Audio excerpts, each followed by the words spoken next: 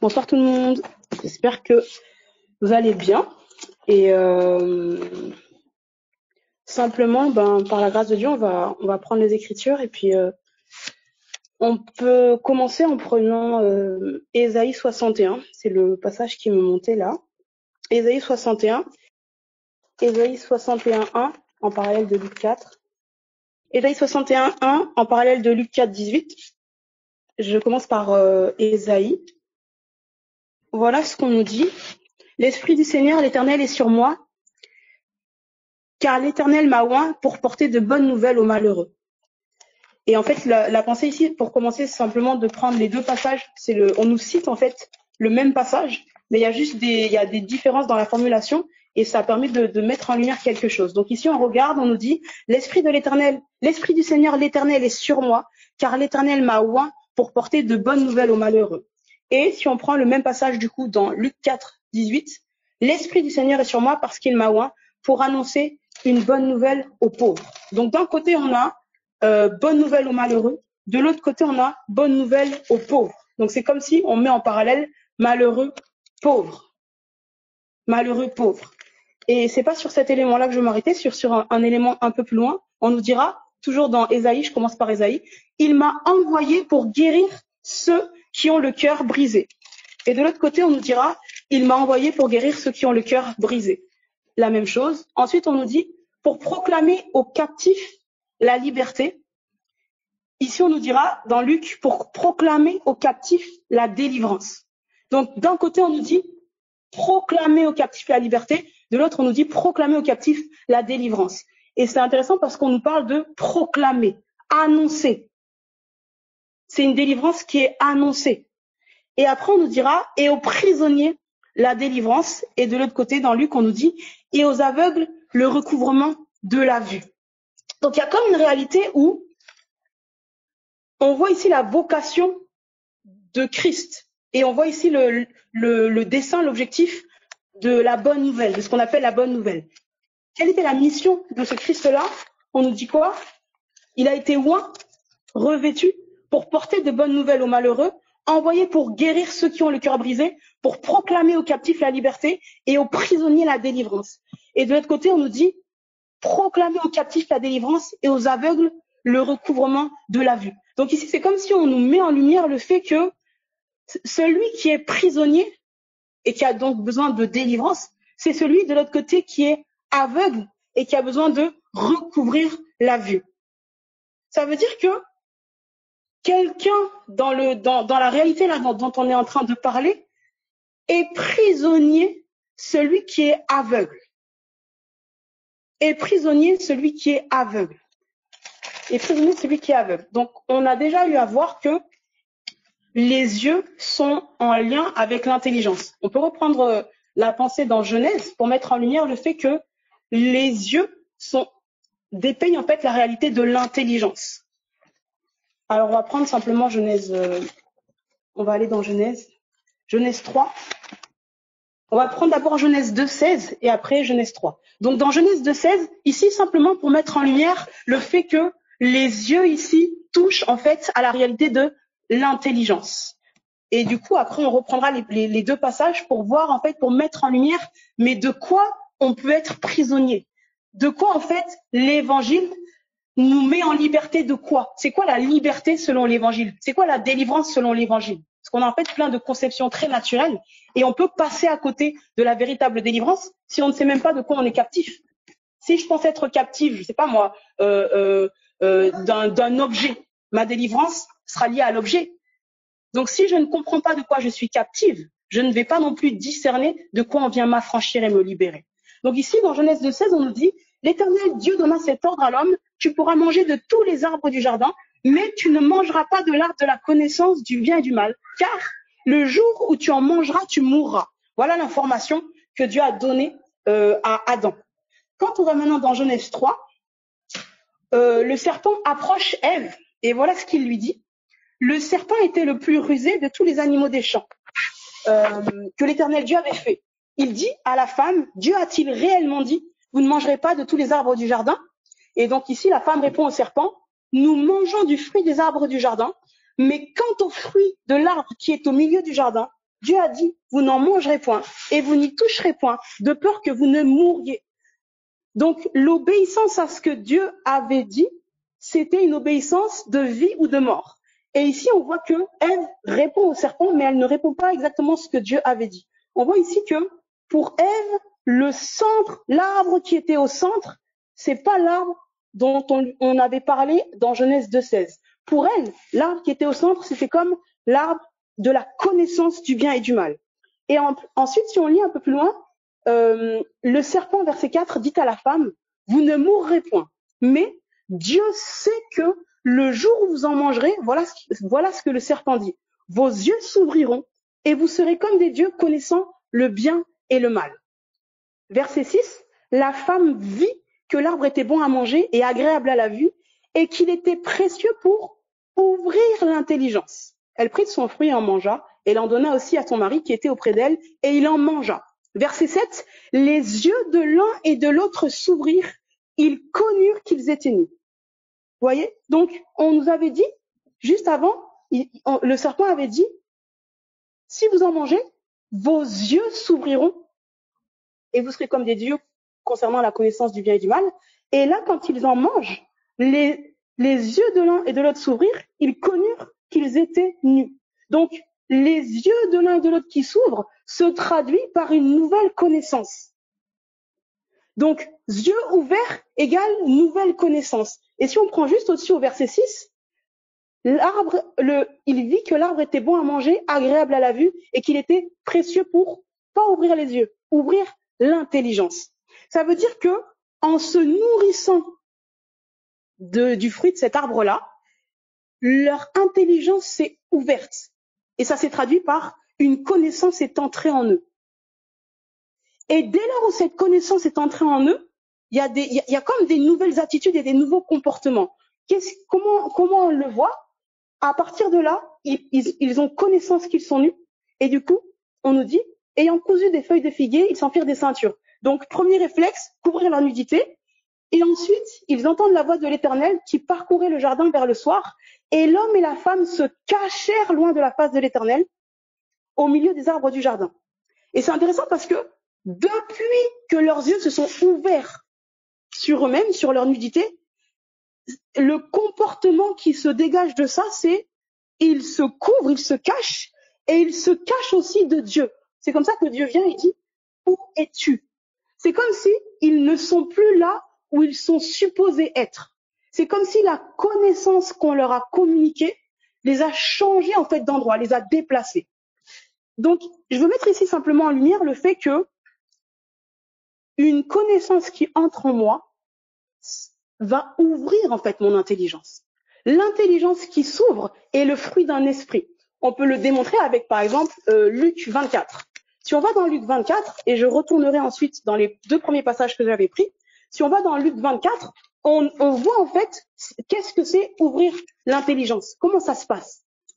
Et quand on comprend ce que c'est ouvrir l'intelligence, on va comprendre que quand Adam et Ève ont mangé du fruit et que leur intelligence s'est ouverte, en fait, c'était lié à l'action d'un esprit. Un esprit leur a ouvert l'intelligence à travers une connaissance qui leur a été communiquée. Donc, je prends simplement Luc 24.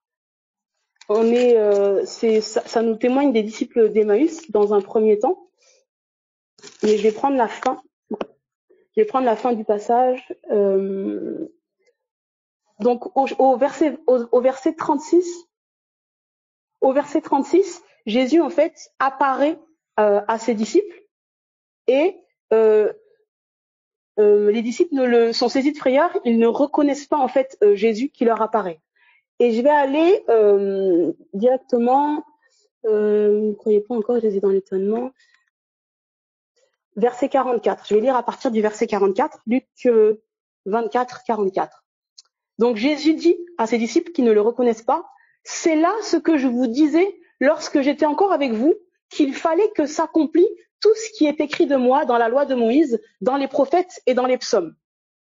Alors, il leur ouvrit l'esprit, il leur ouvrit l'intelligence, afin qu'ils comprissent les Écritures. Donc ici, pour que les disciples comprennent ce qui avait été dit dans les Écritures, il faut que Jésus lui-même leur ouvre l'esprit, leur ouvre l'intelligence. Ça veut dire que si leur intelligence n'est pas ouverte, ils ne peuvent pas comprendre. Donc la compréhension est le témoignage qu'un esprit m'ouvre quelque chose. On m'introduit dans une connaissance. Et je pense que ce sera plus explicite si on prend cette pensée-là dans Daniel. Ouais, on va prendre cette pensée-là dans Daniel et pour mettre en lumière en fait le fait que il y a des gardiens de connaissances. Il y a des gardiens de connaissances. Lorsque je connais quelque chose, c'est qu'un esprit m'a ouvert l'intelligence pour me faire entrer dans cette connaissance-là. Et cet esprit va être le gardien de la connaissance qu'il m'a fait connaître. Et voilà comment on arrive maintenant dans la pensée de la prison. Quelqu'un qui est en prison, selon la pensée là qu'on est en train de voir, c'est quelqu'un en fait qui est rempli d'une connaissance dont un esprit est le gardien. Ça veut dire que tant que je garde la connaissance de cet esprit, je suis prisonnier de l'esprit en question. Quand je prends la connaissance d'un autre esprit, je sors d'une prison pour rentrer dans une autre. Vous voyez? Et c'est ça en fait la conversion. C'est accepter la pensée de Christ et quitter une autre pensée. Donc c'est comme un déménagement. Donc Daniel, du coup j'avais dit. Donc on est sur le fait d'ouvrir l'intelligence. Donc dans Daniel 9, pour donner la pensée, Daniel 9, je vais lire à partir du verset 2. Donc Daniel parle, je vis par les livres qu'il devait s'écouler 70 ans pour les ruines de Jérusalem, d'après le nombre des années dont l'Éternel avait parlé à Jérémie le prophète. Donc en gros, Daniel a lu dans le prophète Jérémie que un certain nombre d'années, 70 ans, devaient s'écouler. Après quoi, il devait y avoir les ruines de Jérusalem. Et en fait, le nombre d'années est dépassé, et c'est comme s'il comprend pas en fait ce qu'il a vu dans les livres. Et dans le désir de comprendre, on va nous dire, verset 3, je tournai ma face vers le Seigneur Dieu afin de recourir à la prière et aux supplications en jeûnant et en prenant le sac. Il y a comme un désir de comprendre. Il eut à cœur de comprendre. Et donc, il est dans cette dynamique de comprendre ce qui est écrit. Il fait toute une prière, et je vais directement aller au verset 21. Il dit, je parlais encore dans ma prière quand l'homme Gabriel que j'avais vu précédemment dans une vision s'approcha de moi d'un vol rapide au moment de l'offrande du soir. Il m'instruisit et s'entretint avec moi. Donc, il est au contact d'un esprit. Ici, c'est un ange. Et on lui dit, Daniel, je suis venu maintenant pour ouvrir ton intelligence. Lorsque tu as commencé à prier, la parole est sortie et je viens pour te l'annoncer, car tu es un bien-aimé. Sois attentif à la parole et comprends la vision. Et donc après, on va lui expliquer ce qu'il a lu et ce qu'il a vu. Donc, on lui donne une connaissance, on lui donne une information. On va l'enrichir d'une connaissance. Et comment ça se traduit dans le spirituel? Un être spirituel approche Daniel et l'instruit. Donc, quand je reçois une instruction, quand un esprit vient s'entretenir avec moi, c'est ça qu'on appelle ouvrir l'intelligence. Ça pourrait se traduire par une compréhension, une révélation. Ce que moi j'appelle, j'ai compris. J'ai compris quelque chose. Ça m'a été révélé. Ça, dans le naturel, c'est ce qu'on dit. Mais dans le spirituel, de manière pragmatique, qu'est-ce que ça signifie? Un esprit m'a approché. J'ai reçu une instruction. Un esprit s'est entretenu avec moi. Et voilà, en fait, pourquoi on va au contact des Écritures? C'est dans le but d'être instruit, enseigné. C'est dans le but d'être au contact, en fait, d'un esprit qui va nous communiquer une connaissance, nous communiquer une pensée. Et donc, on n'a pas vu ça. C'est parce qu'on ne nous rend pas le témoignage de cette réalité quand on lit Genèse. Mais c'est la réalité qui s'est passée. Adam et Ève se sont fait approcher par un esprit et ils ont reçu une connaissance. Et en acceptant cette connaissance-là, la connaissance est entrée en eux. Ils sont entrés dans la connaissance qu'ils ont acceptée. Ils ont déménagé. Donc, on a ici Daniel, on nous rend le témoignage. Il m'instruisit et s'entretint avec moi, verset 22. Il me dit, Daniel, je suis venu maintenant pour ouvrir ton intelligence, pour te donner une compréhension, pour te faire comprendre quelque chose. Donc la compréhension et le témoignage qu'on a ouvert mon intelligence. Ici, on a le témoignage directement, un ange vient, il instruit Daniel, il s'entretient avec lui et il lui ouvre l'intelligence. Ça se traduit, Daniel comprend ce qu'il a lu dans les Écritures. Si on va simplement un petit peu plus loin dans Daniel 10, on a encore un autre élément qu'on nous ajoute dans cette notion de ouvrir l'intelligence, les yeux. On nous rend ici le témoignage dans Daniel 10. Je vais prendre cette parole, une intelligence et la vision. Voilà. Verset 2. En ce temps-là, moi, Daniel, je fus 3 semaines dans le deuil. Daniel jeune. On retrouve aussi cette pensée dans Daniel 9. Ici, Daniel étant jeune, il a eu une vision et on va nous dire qu'il a l'intelligence de la vision. On lui donne la compréhension de ce qu'on lui a montré. Et il dit, je ne mangeai aucun mets délicat, il n'entra ni viande ni vin dans ma bouche, et je ne moignis point jusqu'à ce que les 3 semaines fussent passées.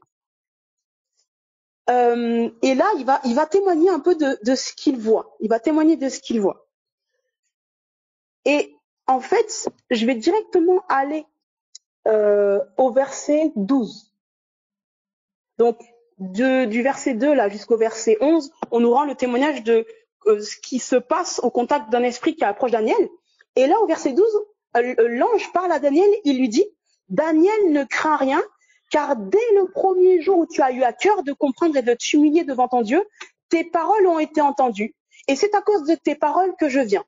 Et on nous explique en fait, Daniel, il vient de faire 21 jours de jeûne, et c'est comme s'il y a une compréhension qui vient après ce temps-là. Et on nous explique en fait, on va lui donner l'intelligence de ce qu'il a vu, et on nous explique pourquoi ça tarde. Et du coup, je retournerai ensuite dans la pensée de la prison et dans la pensée de la délivrance, de la liberté.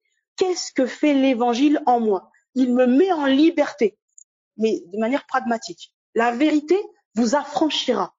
Il y a une connaissance à travers l'évangile qui vient rencontrer mon être intérieur, et cette connaissance-là est la liberté. Quand j'accepte cette connaissance-là, je suis libre. Mais ça veut dire quoi de manière pragmatique? Je quitte une prison pour une autre. Ça veut dire que nous tous, on est des prisonniers. La question, c'est prisonnier de quelle parole? De quel évangile? De quel esprit? Je suis dans la prison de l'esprit dont je garde les paroles. Donc ici, verset 12, donc dès le premier jour où tu as eu à cœur de comprendre et de t'humilier devant ton Dieu, tes paroles ont été entendues et c'est à cause de tes paroles que je viens. Donc, les paroles qu'il dit ont fait déplacer un esprit. Les paroles qu'il dit ont fait déplacer un esprit. Ça veut dire que les paroles que je conserve, que je garde, que je parle dans mon cœur, sont connectées à une réalité spirituelle. Donc, si je veux me débarrasser d'une réalité spirituelle, mais que je garde le message de cette réalité spirituelle-là, c'est pas possible de s'en séparer. Un messager est un porteur de message. La bonne nouvelle de l'évangile, c'est un message. Quand je m'attache à cette nouvelle-là, je suis en connexion, en communion avec les messagers. Donc, le message que je garde détermine les messagers avec lesquels je suis en relation, en communion. Je ne sais pas si je me fais comprendre. Le message que tu gardes, je pourrais dire les paroles que tu gardes, ou encore les pensées dont tu t'entretiens, elles ont un messager. Si tu gardes le message de quelqu'un, tu es en lien avec le messager. Le Saint-Esprit est le messager de l'évangile. Il est témoin de l'évangile. Christ est le messager, le message de l'évangile. Donc, quand je garde l'évangile, je m'attache à l'esprit de Christ. Ça veut dire que tu es en communion d'esprit avec l'esprit dont tu gardes les paroles. Et c'est ça la problématique des forteresses. Une forteresse, c'est une mentalité que tu gardes dans ton âme. Mais c'est quelqu'un qui l'a bâtie. Il y a des messagers derrière les forteresses. Donc la forteresse que j'entretiens, c'est aussi un messager avec lequel je communie. Donc c'est comme si en réalité, mon être intérieur, mon cœur, doit devenir captif du message de l'évangile, afin que je ne sois en communion qu'avec l'Esprit de Christ. Vous comprenez? Donc je m'attache à l'Esprit de Christ par les paroles qu'il m'adresse. Donc si je finis avec le passage de Daniel, verset 13, Daniel 10, 13, le chef du royaume de Perse, donc là on est dans une réalité spirituelle, m'a résisté, c'est un ange qui parle. Le chef du royaume de Perse m'a résisté 21 jours. Mais voici, Michaël, l'un des principaux chefs, est venu à mon secours, et je suis demeuré là auprès des rois de Perse. Je viens maintenant pour te faire connaître ce qui doit arriver, etc. Vous voyez? Donc, voilà. Donc, le délai des 21 jours là, où Daniel était en jeûne, cherchant à comprendre ce qui se passait. Ce délai-là, dans le naturel, Daniel était en jeûne, s'humiliant, priant, cherchant à comprendre. Mais dans la réalité spirituelle, il y a une entité qui résistait. Donc en fait, il était maintenu dans une ignorance à cause de l'action d'un esprit. Donc, ce qu'on appellerait un combat spirituel.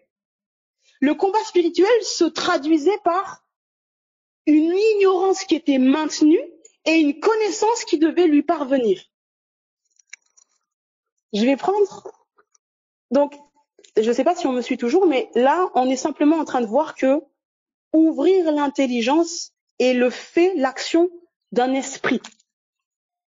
Donc, les connaissances qui sont en moi, c'est lié à un esprit qui me donne de comprendre, qui me donne de voir, qui me donne d'entendre.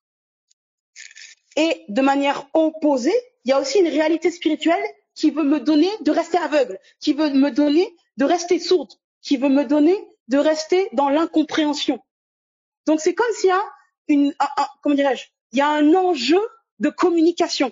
Quelle information parvient à mon cœur? Quel messager délivre son message à mon être intérieur? Et on va prendre 2 Corinthiens. On va prendre 2 Corinthiens 4 au verset 3. On va prendre 2 Corinthiens 4 au verset 3 et on va prendre Acte 26. Acte 26. Ouais. On va commencer par 2 Corinthiens 4. Si notre évangile est encore voilé. Donc, l'évangile, on a eu à le définir à plusieurs reprises. L'évangile concerne la personne de Jésus-Christ. Qui il est et ce qu'il a fait. Sa mort, son ensevelissement et sa résurrection. Cette œuvre-là, ce Jésus-là, on nous dit, si notre évangile est encore voilé, donc l'évangile peut être voilé. Donc je peux être aveugle à l'évangile. Je peux être aveugle à l'évangile tout court, de manière générale. Je connais pas Jésus, je connais pas ce qu'il a fait, etc. Mais je peux aussi être aveugle à l'évangile de ma vie, à l'évangile de ma circonstance, à l'évangile de ma situation. Il nous dit, si notre évangile est encore voilé, il est voilé pour ceux qui périssent. C'est-à-dire, pour les incrédules dont le Dieu de ce siècle a aveuglé l'intelligence. Donc, d'un côté, on a ouvrir l'intelligence, et de l'autre côté, on a aveugler l'intelligence. D'un côté, on a Daniel qui comprend sa vision ou qui comprend les Écritures, et de l'autre côté, on a Daniel qui ne comprenait pas et qui n'avait pas l'intelligence des visions. Donc ici, on voit qui se tient derrière la compréhension et l'incompréhension. Qui se tient derrière l'ouverture des yeux ou l'aveuglement des yeux. Et là, c'est concernant l'évangile. On nous dit, l'évangile est encore voilé pour ceux qui périssent, pour les incrédules dont le Dieu de ce siècle a aveuglé l'intelligence. Dans quel but? Afin qu'ils ne vissent pas briller la splendeur de l'évangile, de la gloire de Christ, qui est l'image de Dieu. Ça veut dire que, de manière vraiment pragmatique, il y a toute une réalité spirituelle, Satan et toute son équipe, qui travaillent à nous aveugler l'intelligence, donc à aveugler mes yeux, afin que je ne vois pas briller la splendeur de l'évangile. Donc, Mon incompréhension et mon ignorance sont le fruit d'un esprit. Et de la même manière, ma compréhension de l'évangile, ma compréhension des Écritures, on l'a vu avec Luc 24, c'est lié au fait que l'Esprit de Christ aussi m'ouvre l'intelligence. Et si on prend juste un peu avant dans 2 Corinthiens 3, 14, on nous dit que ils sont devenus durs d'entendement, ceux qui lisent les Écritures ici, car jusqu'à ce jour, un voile demeure quand ils font la lecture de l'Ancien Testament, et ce voile ne se lève pas parce que c'est en Christ qu'il disparaît. Donc, jusqu'à ce jour, quand on lit Moïse, un voile est jeté sur leur cœur. Et là, on disait aveugler l'intelligence. Donc, une intelligence aveuglée, c'est un cœur voilé. Il y a un voile sur les cœurs. Et on dit, ce voile disparaît lorsque les cœurs se convertissent au Seigneur. Le voile est ôté lorsque les cœurs se convertissent au Seigneur. Or, le Seigneur, c'est l'Esprit. Et là où est l'Esprit du Seigneur, là est la liberté. Vous voyez? Il y a un voile sur mon cœur. Je ne vois pas briller la splendeur de l'Évangile.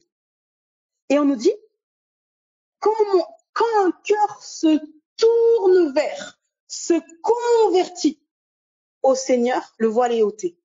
Donc, on nous dit, or le Seigneur, c'est l'Esprit. Et là où est l'Esprit du Seigneur, là est la liberté. Donc, on a commencé en prenant 2 passages, Ésaïe 61 et Luc 4. Et on nous parlait du fait que Jésus avait une mission. Le Christ, le Messie, avait une mission. Et dans sa mission, il y avait la pensée de délivrer les captifs. Et ça se traduisait par rendre la vue aux aveugles. Et là, on est en train de nous dire, il y a un esprit, Satan aveugle l'intelligence par rapport à quoi? L'évangile. Il y a une ignorance vis-à-vis de l'évangile à laquelle Satan travaille. Et ici, on nous dit, un cœur qui se convertit au Seigneur, il y a un voile qui est ôté par rapport aux Écritures. Donc, il y a comme une réalité où, après, on nous dit, se convertit à quoi? À l'Esprit. Le Seigneur, c'est l'Esprit. Et là où est l'Esprit du Seigneur, là est la liberté. Donc, chacun a sa définition de la liberté. Chacun a sa définition de la liberté. Voilà, moi, je suis libre, je fais ce que je veux, moi, je suis libre. Voilà, je sais pas, je mène ma vie. Oh, je suis libre, je suis tout. Chacun a sa définition de la liberté. Mais si on nous dit quelque chose, on nous dit, la liberté, elle est attachée à l'Esprit du Seigneur. Ça veut dire que, si je reprends mon Ésaïe là-bas, 61, quand on nous témoigne de la liberté, c'est en lien avec l'Esprit de Christ. C'est en lien avec la parole de l'Évangile. Il nous dit, je relis simplement Ésaïe 61, il m'a envoyé pour guérir ceux qui ont le cœur brisé, pour proclamer aux captifs la liberté et aux prisonniers la délivrance. Donc, voilà pourquoi il y a des annonces. Pourquoi on dit annoncer la bonne nouvelle, prêcher la bonne nouvelle, c'est l'alléo. Pourquoi il y a une annonce? Parce que cette annonce-là met en liberté les captifs et délivre les prisonniers. C'est une annonce. Cette annonce-là, derrière cette annonce, il y a une vie. On nous dira, les morts entendront la voix du Fils et ils passeront de la mort à la vie. Et de l'autre côté, on nous disait, proclamer aux captifs la délivrance dans Luc 4 et aux aveugles le recouvrement de la vue. On recouvre la vue. Il y a une proclamation qui donne des yeux. Il y a une proclamation qui donne une délivrance. Il y a une proclamation qui met en liberté. Il y a une annonce, une information, une nouvelle qui me fait passer de la mort à la vie, de l'aveuglement à la vue, de la captivité à la délivrance. Et on va prendre Acte 26, versets 17 et 18. Acte 26. Je t'ai choisi du milieu de ce peuple et du milieu des païens vers qui je t'envoie. Voilà ce qui a été dit à Paul. Dans quel but? Afin que tu leur ouvres les yeux. Ouvrir les yeux. Donc on pourrait dire, afin que tu leur ouvres l'intelligence. Afin que tu leur donnes la compréhension, la révélation. Afin que tu leur ouvres l'intelligence. Dans quel but? Pour qu'ils passent des ténèbres à la lumière. Donc on est en train ici de voir quelle est la stratégie de mise en liberté. c'est quoi la délivrance? Comment je passe de prisonnier à libre, de aveugle à voyant? Ouverture des yeux. Pour qu'il passe des ténèbres à la lumière et de la puissance de Satan à Dieu.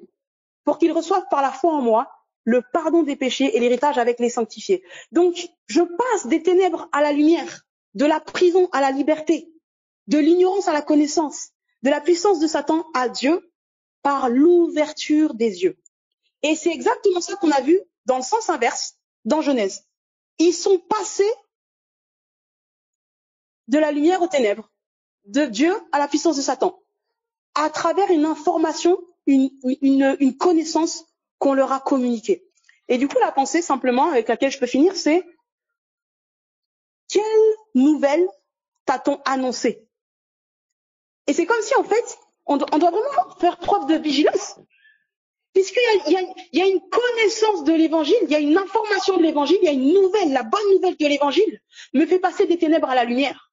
Maintenant, si c'est pas cette bonne nouvelle-là qu'on m'a annoncée, et ça veut dire que là où on devait m'ouvrir les yeux pour me mettre en liberté, on m'a peut-être fermé les yeux et on m'a mise en captivité. Les informations que je reçois, les nouvelles que je considère, les paroles dans lesquelles je place ma confiance, elles sont accompagnées. Elles sont accompagnées. Donc ça veut dire que c'est comme si en fait, qu'est-ce qu'un chrétien, quelque part on pourrait dire, qu'est-ce qu'un chrétien, qu'est-ce qu'un disciple, qu'est-ce qu'un croyant?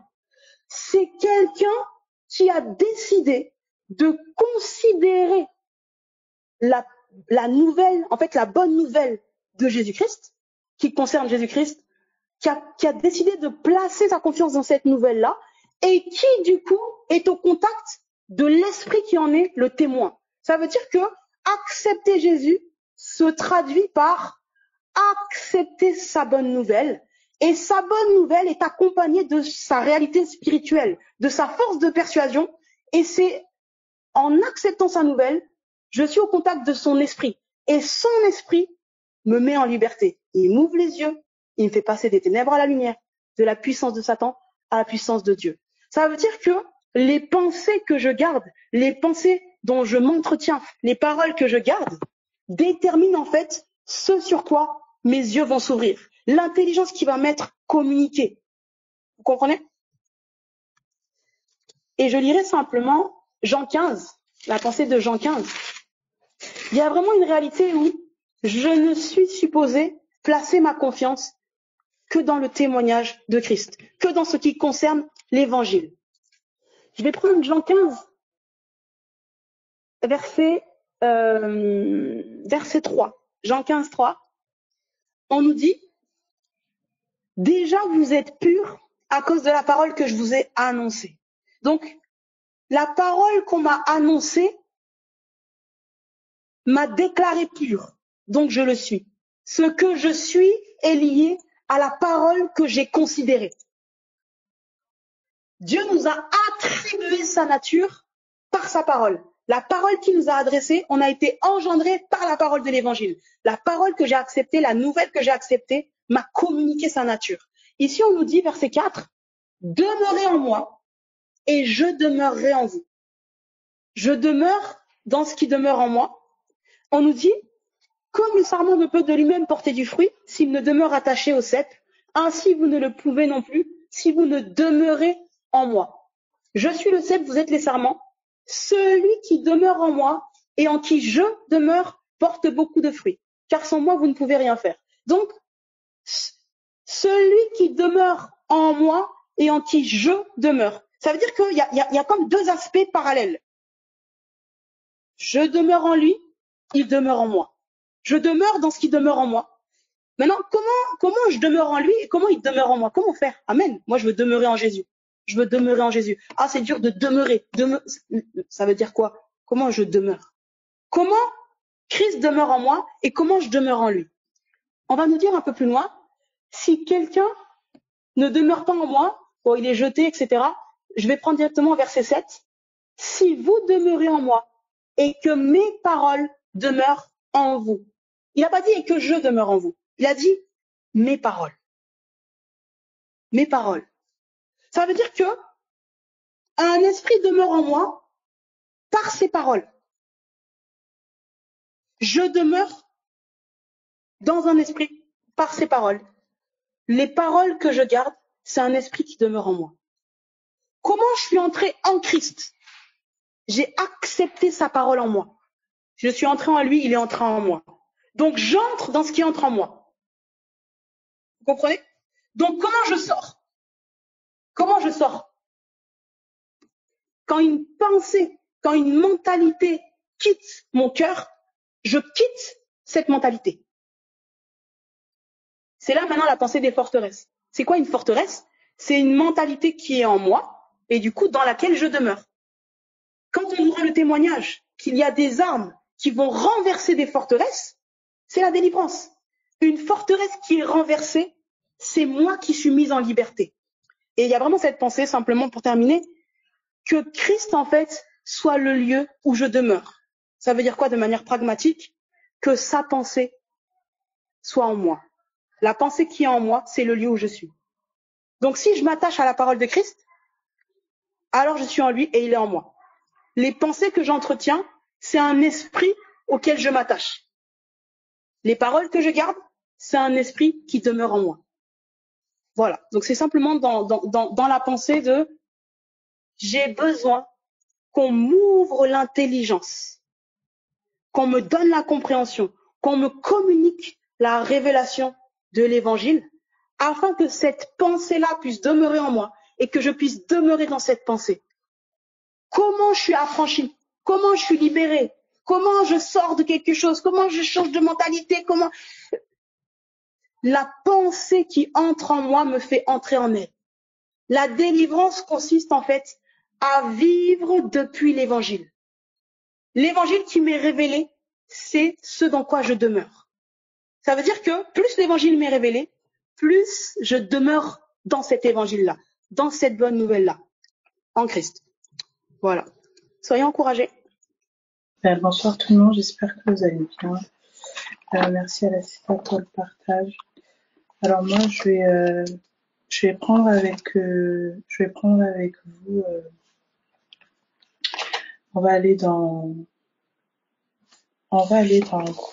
Proverbe.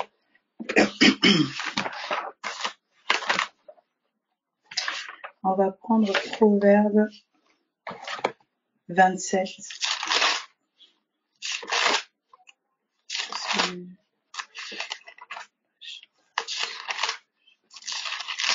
Proverbe chapitre 27. À partir du verset 19.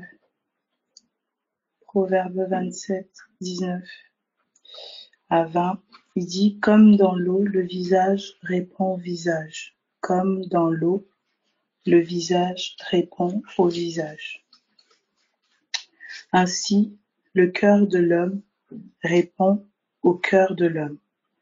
Donc ici, en fait, on est en train de nous dire, comme dans l'eau, le visage répond au visage, le cœur de l'homme répond au cœur de l'homme. Donc il compare, il fait un parallèle ici entre l'eau, le visage et le cœur de l'homme. Donc on voit ici que on nous dit en d'autres termes, le visage, c'est le cœur de l'homme, selon Proverbe ici 19. Et après, il continue, il dit, le séjour des morts et l'abîme sont insatiables, de même les yeux de l'homme sont insatiables. Et donc on voit aussi ici que il nous fait un parallèle entre le séjour des morts, les abîmes et les yeux. Donc au départ, il dit l'eau, le visage répond au visage, ainsi le cœur de l'homme répond au cœur de l'homme. Donc déjà le verset 19, par rapport au verset 19, on va voir que quand on parle de l'eau, on apparente de l'eau aussi à des paroles. On apparente de l'eau à des paroles. Alors il y a une version qui dit comme notre visage se reflète dans l'eau, les pensées de quelqu'un se reflètent sur son visage. Ah, très intéressant. On dit les pensées de quelqu'un se reflètent sur son visage. Ok. Et on sait que le siège des pensées, c'est le cœur. Donc en d'autres termes, le cœur de quelqu'un se reflète sur son visage. Donc là, on est en train de voir que le cœur a un visage aussi. C'est-à-dire que quand on touche au visage, en fait, de quelqu'un, on voit son cœur aussi directement.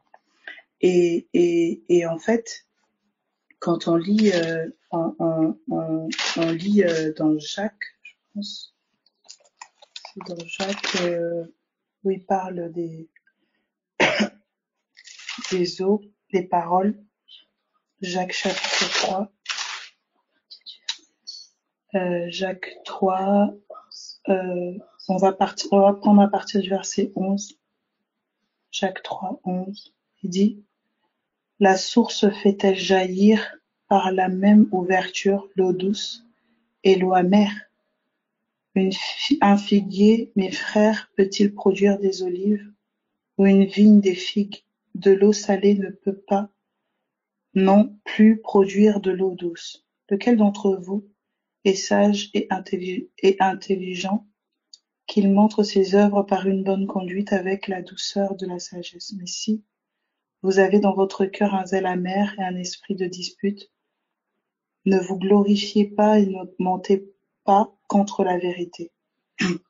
Donc là, en fait, il est en train de nous parler dans Jacques 3, il parle de source d'eau. Sauf qu'au début, un peu plus haut, au verset 10, il dit: De la même bouche sortent la bénédiction et la malédiction. Il ne faut pas, mes frères, qu'il en soit ainsi. La source fait-elle jaillir de la même ouverture l'eau douce et l'eau amère?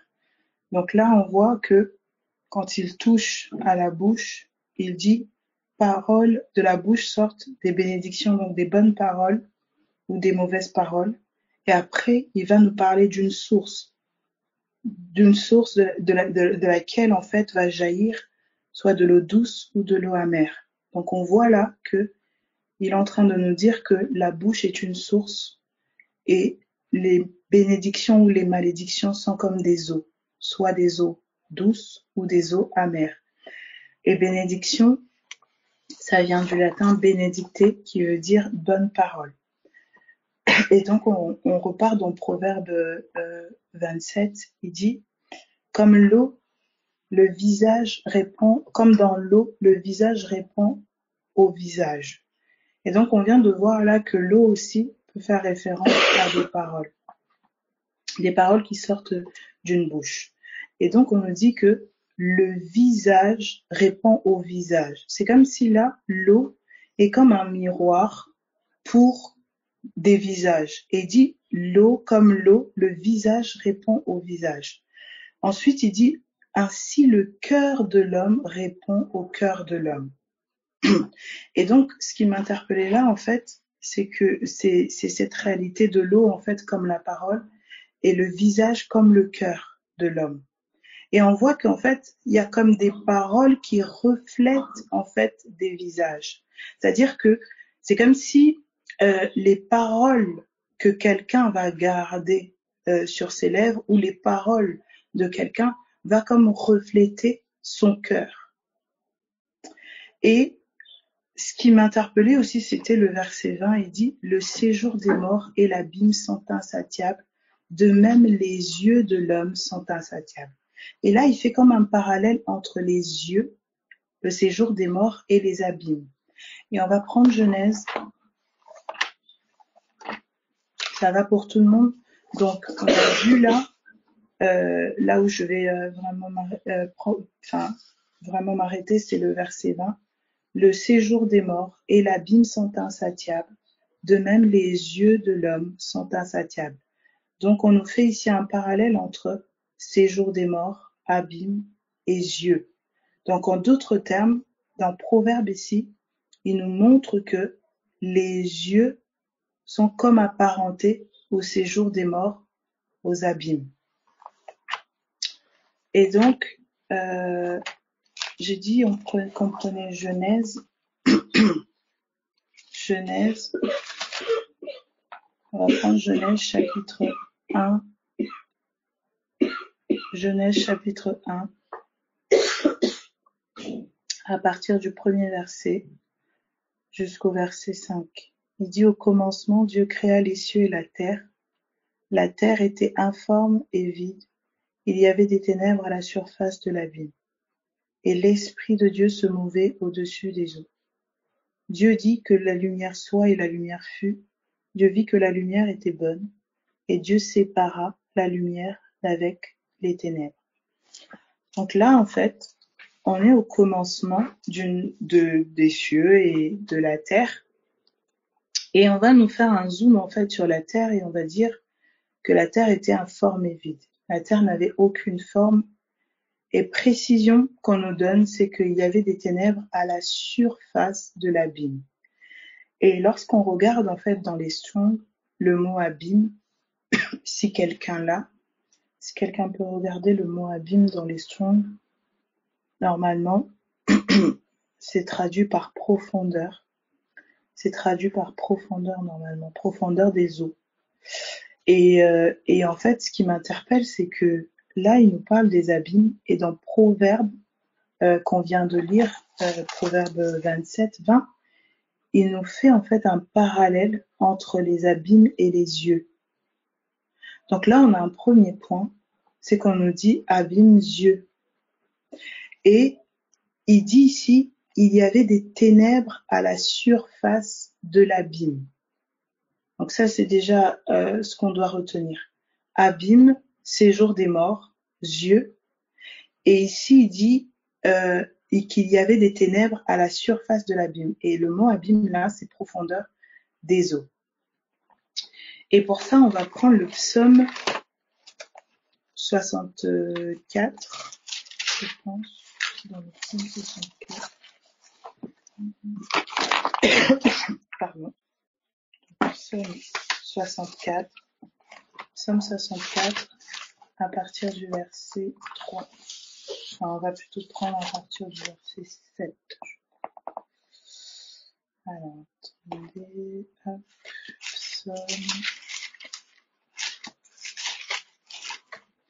Psaume 64.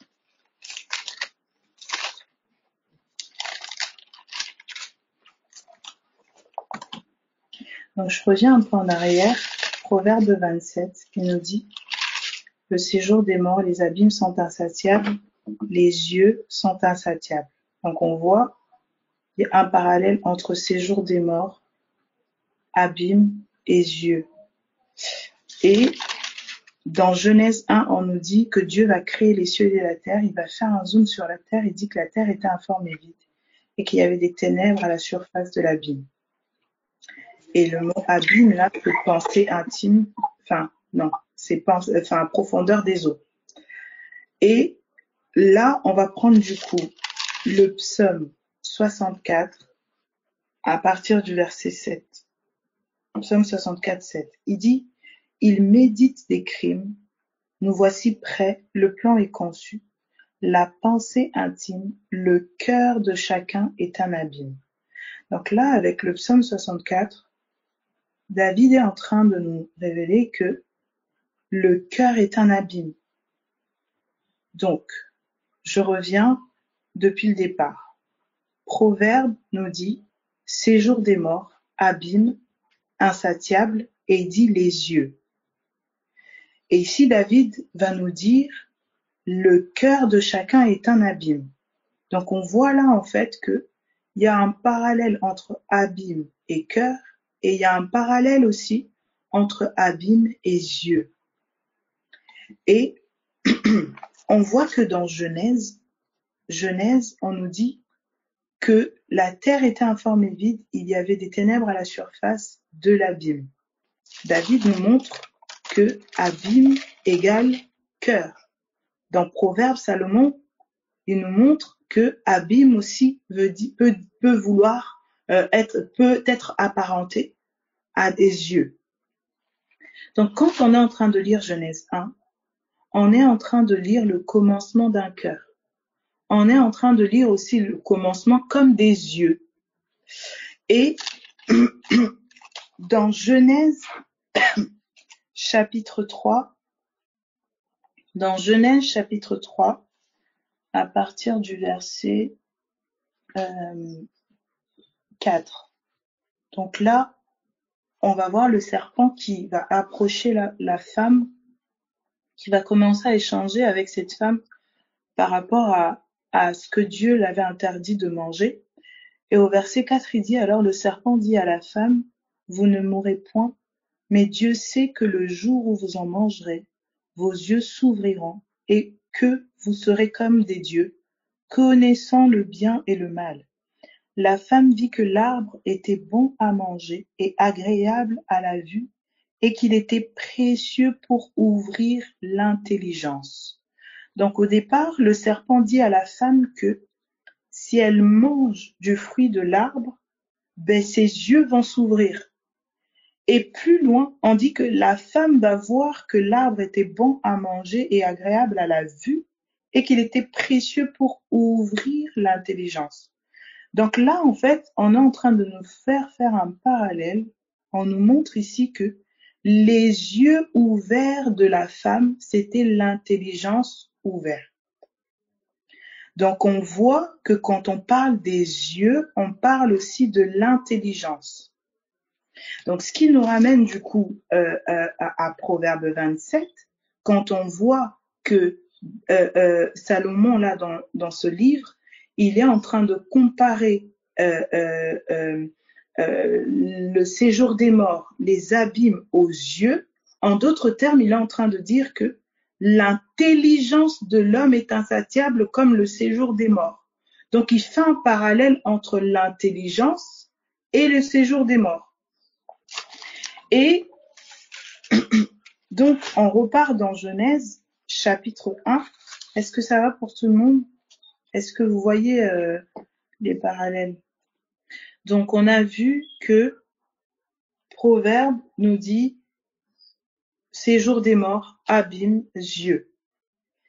Et Psaume va nous dire, il va nous parler des abîmes comme le cœur. Il dit abîme égale cœur.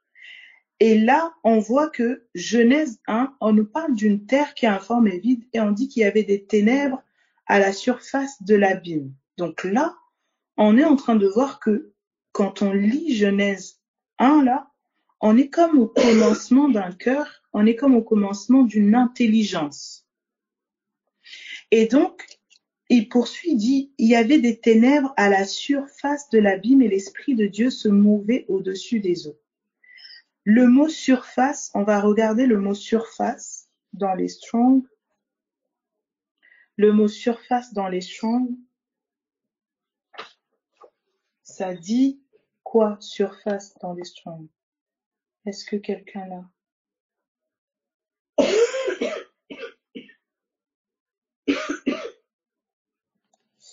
Alors, surface, visage, ok. Donc, on nous traduit le mot surface comme visage, terre, face. Donc là, en fait, on voit ici que quand on parle de la surface de l'abîme, on parle du visage de l'abîme. On parle de la face de l'abîme. Et on a vu que abîme voulait dire aussi, sous une autre forme, cœur ou encore intelligence. Donc on voit là qu'on est en train de nous parler du visage d'un cœur. On est en train de nous parler du visage d'un cœur. Donc ici, on peut relire du coup Genèse avec la notion de cœur, c'est-à-dire que on voit cette chose, il y avait des ténèbres sur le visage d'un cœur. Il y avait des ténèbres sur le visage d'un cœur. Et le mot surface là, c'est le même mot qu'on retrouve dans Exode, chapitre 34. C'est le même mot qu'on retrouve dans Exode 34. Exode 34, 29. Donc, on va prendre Exode 34, 29. Il dit, Moïse descendit de la montagne de Sinaï, ayant les 2 tables du témoignage dans sa main, en descendant de la montagne. Et il ne savait pas que la peau de son visage rayonnait. Et c'est le même mot que visage ici. Donc, dans Genèse, on a surface. ici dans Exode, on a visage. Donc on comprend encore du coup cette traduction-là, cette définition-là qu'on donne de ce mot, où on nous dit que surface veut dire visage, veut dire face. Donc là, on voit que Moïse, en fait, lorsqu'il descendait de la montagne, il ne savait pas que la peau de son visage rayonnait parce qu'il avait parlé avec l'Éternel. Donc le fait qu'il ait échangé, qu'il ait parlé avec l'Éternel, qu'il soit en communion avec Dieu, fait que son visage rayonne. Et le mot visage là égale surface. Et dans Genèse, on voit que c'est la surface de l'abîme, abîme qui veut dire cœur. Donc c'est la surface d'un cœur. C'est-à-dire que la surface, le visage d'un cœur, là, quand on est en train de lire la Moïse, on est en train de nous dire en d'autres termes que le visage du cœur de Moïse rayonnait parce qu'il avait parlé avec l'Éternel. Parce qu'il avait parlé avec l'Éternel, Aaron et tous les enfants d'Israël regardèrent Moïse et voici la peau de son visage rayonnait. Et ils craignaient de s'approcher de lui. Moïse les appela, Aaron et tous les principaux de l'assemblée vinrent auprès de lui et il leur parla. Après cela, tous les enfants d'Israël s'approchèrent et il leur donna tous les ordres qu'il avait reçus de l'Éternel sur la montagne de Sinaï. Lorsque Moïse eut achevé de leur parler, il mit un voile sur son visage. Donc Moïse va mettre un voile sur la surface de son cœur. Il mit un voile sur son visage. Quand Moïse entrait devant l'Éternel pour lui parler, il ôtait le voile jusqu'à ce qu'il sortît. Et quand il sortait, il disait aux enfants d'Israël ce qui lui avait été ordonné. Les enfants d'Israël regardaient le visage de Moïse et voyaient que la peau de son visage rayonnait. Et Moïse remettait le voile sur son visage jusqu'à ce qu'il entrât pour parler avec l'Éternel. C'est-à-dire que ce qui faisait que le visage de Moïse puisse rayonner, c'était sa communion avec l'Éternel. Et donc on va voir ici qu'on est en train de lire un Moïse qui met un voile sur la surface de son cœur, mais on voit que dans Genèse, on nous dit qu'il y avait des ténèbres à la surface de l'abîme, donc sur le visage d'un cœur. Là, on a Moïse qui met un voile sur son visage, et dans Genèse, on a des ténèbres, en fait, qui couvrent le visage de l'abîme, du cœur. Et donc, quand on lit ça, on est en train de voir dans Exode ici, Genèse 1. Visage, donc surface égale visage, abîme égale cœur, et on nous rajoute encore un point ici, on nous dit Moïse mettait le voile, et dans Genèse 1, on nous dit les ténèbres. 2 Corinthiens, chapitre 3. Est-ce que ça va pour tout le monde?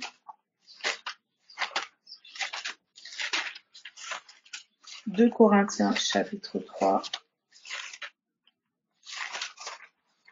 2 Corinthiens 3. À partir du verset 7. 2 Corinthiens 3. À partir du verset 7. Donc, un cœur peut être recouvert de quelque chose. Le voile, ténèbres. Et là, dans 2 Corinthiens 3, on nous dit « Or, le ministère de la mort gravé avec des lettres sur des pierres a été glorieux, au point que les fils d'Israël ne pouvaient fixer les regards sur le visage. » Donc, on nous reparle du visage. Et on a vu visage, surface.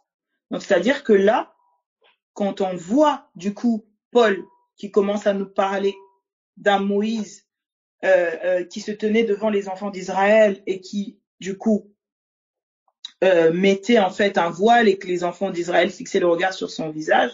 Donc, on comprend déjà que visage égale surface. OK. Donc, je suis comme dans Genèse 1 ici. Donc, là où je suis en train de lire la vie de Moïse, je suis comme en train de lire le commencement du cœur de Moïse. Je suis comme en train de lire le commencement du cœur de quelqu'un. Et il dit, il fixait le regard sur le visage de Moïse à cause de la gloire de son visage. Il y avait une gloire qui était sur le visage de Moïse. Bien que cette gloire fût passagère, combien le ministère de l'Esprit ne sera-t-il pas plus glorieux? Donc là, il est en train de nous dire que il y avait une gloire qui était quand même sur le visage de Moïse. Moïse, du coup, il mettait un voile sur cette gloire-là, mais il nous précise que cette gloire était passagère. Et il dit le ministère de l'Esprit, combien le ministère de l'Esprit ne sera-t-il pas plus glorieux? C'est-à-dire qu'il y a un ministère ici, il nous parle maintenant du ministère de l'Esprit qui emmène aussi une gloire. Et il dit maintenant que de cette gloire-là, que ce n'est pas une gloire passagère. Il continue, il dit, si le ministère de la condamnation a été glorieux, le ministère de la justice est de beaucoup supérieur en gloire. Et sous ce rapport, ce qui a été glorieux ne l'a point été à cause de cette gloire qui lui est supérieure. En effet, si ce qui était passager a été glorieux, ce qui est permanent est bien plus glorieux. C'est-à-dire que là, on est en train de voir qu'il y avait comme un commencement du cœur de quelqu'un ici, et on nous dit qu'il y avait une gloire quand même, mais il y avait un voile qui demeurait. Et on dit que le ministère qui vient du coup de l'histoire de ce cœur-là était passager. Il y avait quand même une gloire, mais c'était passager. Mais on nous parle d'un autre ministère qui vient avec une gloire plus grande. Et il dit que c'est permanent, que ça passe pas, c'est permanent. Et là, du coup, quand je lis ça, je pense à cette écriture qui dit que tout passera, mais la parole ne passera pas. Comme si, en fait, on nous parle d'une parole qui est permanente. La parole vivante est permanente. Donc, on voit comme un ministère là d'une parole vivante et permanente. Et on dit que ce ministère-là a une gloire qui est supérieure à la gloire qu'on pouvait voir sur le visage de Moïse. Et il continue, il dit, en effet, si ce qui était passager a été glorieux dans le verset 11, ce qui est permanent est bien plus glorieux. Ayons donc cette espérance, nous usons tous d'une grande liberté et ne nous faisons pas comme Moïse qui mettait un voile sur son visage. Il dit, mais nous maintenant, nous ne faisons pas comme Moïse qui mettait un voile sur son visage. Pourquoi Moïse mettait un voile sur son visage? Parce que la gloire qui était sur son visage était une gloire passagère. Et donc, pour que les enfants d'Israël, le peuple d'Israël ne voit pas que c'était passager, il couvrait en fait son visage. Mais il dit, nous ne faisons pas comme lui. Nous ne faisons pas comme Moïse qui mettait un voile sur son visage pour que les fils d'Israël ne fixassent pas les regards sur la fin de ce qui était passager. Et il dit, mais ils sont devenus durs d'entendement. Là, il parle de la dureté d'entendement. Car jusqu'à ce jour, le même voile demeure quand ils font la lecture de l'Ancien Testament. Et c'est là qu'en fait, je me suis posé cette question. Je me suis dit, Moïse lui-même, il prenait le voile, il le mettait sur son visage. Du coup, Paul, il dit que nous, on ne fait pas comme Moïse. C'est-à-dire que comment ça se passe en fait si du coup, nous, il arrivait qu'on ait un voile sur la surface de nos cœurs. Et il continue, il dit, car jusqu'à ce jour, le même voile demeure quand ils font la lecture de l'Ancien Testament et il ne se lève pas parce que c'est en Christ qu'il disparaît. C'est-à-dire qu'il y a un voile qui est jeté sur le cœur de quelqu'un quand cette personne fait la lecture de l'Ancien Testament. Et ensuite, il va dire, jusqu'à ce jour, verset 15, quand on lit Moïse, un voile est jeté sur leur cœur. Donc là, on nous confirme encore cette chose où, quand on touche en fait au visage, on touche à la surface d'un cœur, et il nous dit que nous, il y a un voile qui est jeté sur le cœur. Donc là, on voit que Moïse avait un voile sur son visage. On comprend encore ici que c'était la surface d'un cœur. Il dit le voile est jeté sur le cœur, mais lorsque les cœurs se convertissent au Seigneur, le voile est ôté. Or, le Seigneur, c'est l'Esprit. Et là où est l'Esprit du Seigneur, là est la liberté. Il nous parle ici, du coup, du cœur qui a un voile. Et au départ, il va dire, ils sont devenus durs d'entendement. Ils sont devenus durs d'entendement. On nous fait faire un lien ici entre le cœur et l'entendement. Dur d'entendement. Pourquoi? Parce qu'il y a un voile qui est jeté sur le cœur. 2 Corinthiens chapitre 4. 2 Corinthiens 4. Donc on revient. On a vu que abîme égale cœur. On a vu aussi que surface de l'abîme égale visage. Donc on voit que quand on nous parle de visage de Moïse, on est en train de nous parler de la surface de son cœur, du visage de son cœur. Quand on nous parle de la surface de l'abîme, on est en train de nous parler du visage d'un cœur. Nos cœurs ont des visages. Et donc, il va continuer ici, il dit, un voile est jeté sur le cœur. Sauf que dans Genèse, on nous dit, les ténèbres recouvraient la surface de l'abîme. Donc, on voit que voile ici égale quoi? Ténèbres. 2 Corinthiens chapitre 4, à partir du verset 3. Il dit, si notre évangile est encore voilé, il est voilé pour ceux qui périssent, pour les incrédules, dont le Dieu de ce siècle a aveuglé l'intelligence. Si notre évangile est encore voilé, donc s'il y a un voile qui est sur l'évangile, il dit, il est voilé pour ceux qui périssent, mais pour les incrédules dont le Dieu de ce siècle a aveuglé l'intelligence. Afin que quoi? Afin qu'ils ne vissent pas briller la splendeur de l'évangile de la gloire de Christ, qui est l'image de Dieu. Nous ne nous prêchons pas nous-mêmes, c'est Christ le Seigneur que nous prêchons et nous disons vos serviteurs à cause de Jésus-Christ. Donc là, ici, Paul, il est en train de nous parler d'un voile qui est jeté, en fait, sur quelqu'un par rapport à l'évangile. Et il dit quoi? Il dit le Dieu de ce siècle a aveuglé leur intelligence. C'est là qu'on revient encore, du coup, dans 2 Corinthiens 3, où il dit ils sont devenus durs d'entendement. En fait, il est en train de nous parler tout simplement de l'intelligence. Une intelligence qui vient à être obscurcie. Et il dit qu'il y a un Dieu de ce siècle qui aveugle l'intelligence. Là où on voit que Moïse, on nous dit qu'il mettait un voile sur son visage, ici on est en train de nous dire qu'il y a un Dieu de ce siècle qui jette un voile, en fait, sur les cœurs des gens.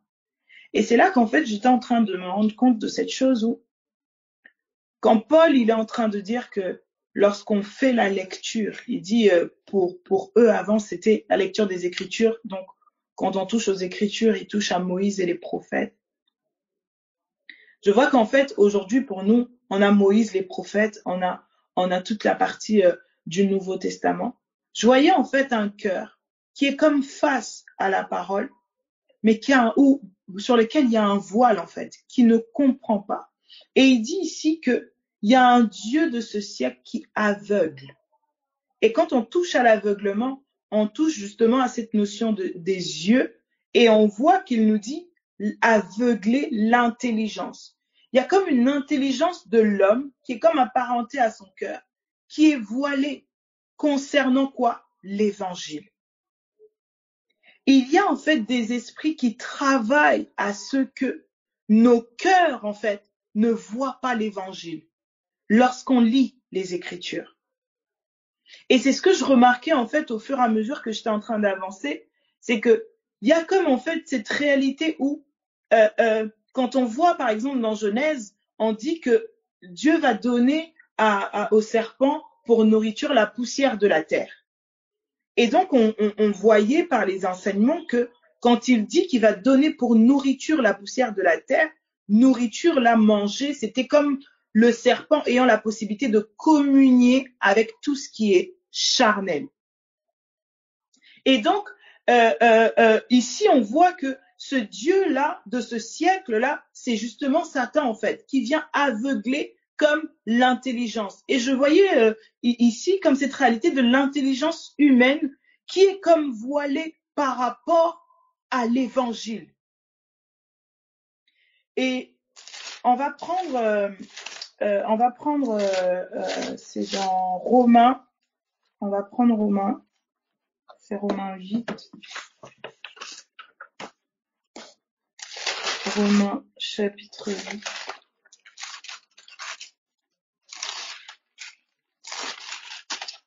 Romains 8.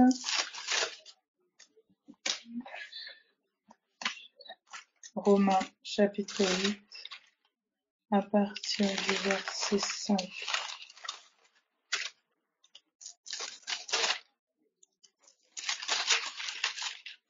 Romains 8, 5.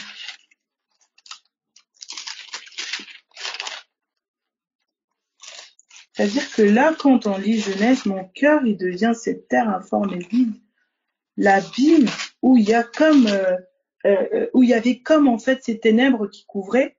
Et dans Romains chapitre 8, à partir du verset 5, Romains 8, 5, il va dire « Ceux en effet qui vivent selon la chair s'affectionnent aux choses de la chair, tandis que ceux qui vivent selon l'esprit s'affectionnent aux choses de l'esprit. » Et en fait, quand il dit ceux en effet qui vivent, là, le mot vivre, c'est exister. Ceux en effet qui existent depuis la chair s'affectionnent aux choses de la chair. Et s'affectionner, c'est en la compréhension, en la pensée, d'accord? En la pensée charnelle. Et il dit, tandis que ceux qui existent depuis l'esprit ont aussi la pensée des choses de l'esprit. Et il dit, et l'affection de la chair, c'est la mort, tandis que l'affection de l'esprit, c'est la vie et la paix. Et je voyais en fait que à chaque fois que je m'affectionne, que j'ai la compréhension ou que j'ai la pensée charnelle, il dit, c'est la mort. Et dans Genèse, on voit que Dieu va dire que l'ennemi va avoir pour nourriture la poussière de la terre. C'est-à-dire que l'affection de la chair, en d'autres termes, c'est comme l'affection de l'ennemi qui, lui, en fait, communie facilement avec notre chair. Et c'est ça qu'on va voir, par exemple, quand Jésus va commencer à annoncer qu'il doit mourir et que Pierre va se lever, il va dire « à Dieu ne plaise ». Jésus va lui dire « arrière de moi, Satan, car tes pensées ne sont pas les pensées de Dieu, mais celles des hommes. » C'est-à-dire que la pensée humaine que Pierre a eu à garder, a eu à manifester par ses paroles, c'était en d'autres termes la pensée de Satan. Et le fait qu'en fait, tout simplement, il puisse garder cette pensée-là, il sait pas en fait qu'il est en train d'être en communion en fait avec l'ennemi. Et il nous dit ici que cette affection-là, c'est quoi? C'est la mort. C'est comme si s'affectionner, garder la pensée humaine, conduit en fait à quoi? À la mort. Et ça vient voiler du coup la réalité de la parole. Et là, par rapport à l'histoire de Jésus et Pierre, la réalité de la parole, c'était que l'évangile puisse se manifester. Il fallait que Jésus aille mourir, qu'il soit enseveli et qu'il soit ressuscité. C'est-à-dire que Pierre, quand il est en train de se tenir face à Jésus avec cette pensée-là, il a un voile en fait. Il ne voit pas que ce que Jésus est en train d'annoncer, c'était la puissance de Dieu. C'était une gloire, en fait, qui serait là de manière permanente. Et donc, sa pensée humaine l'empêchait de voir ce qui devait se passer. L'empêchait de voir dans ce que Jésus disait la parole vivante et permanente de Dieu, l'évangile. Et donc il dit ici, cette affection-là, c'est quoi? C'est la mort.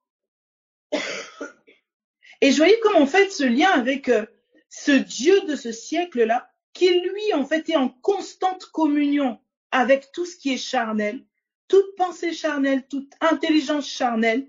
Et le but en fait, c'est de quoi?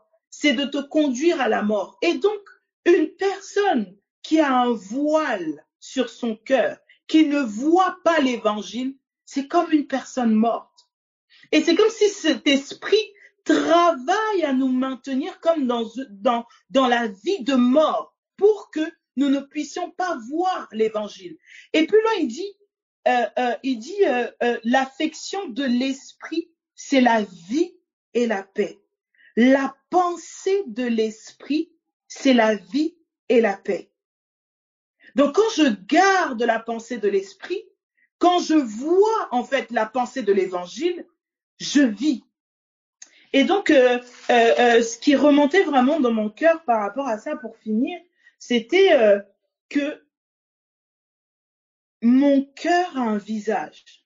Et il y a quelque chose qui travaille en fait à mettre un voile, à me cacher l'évangile.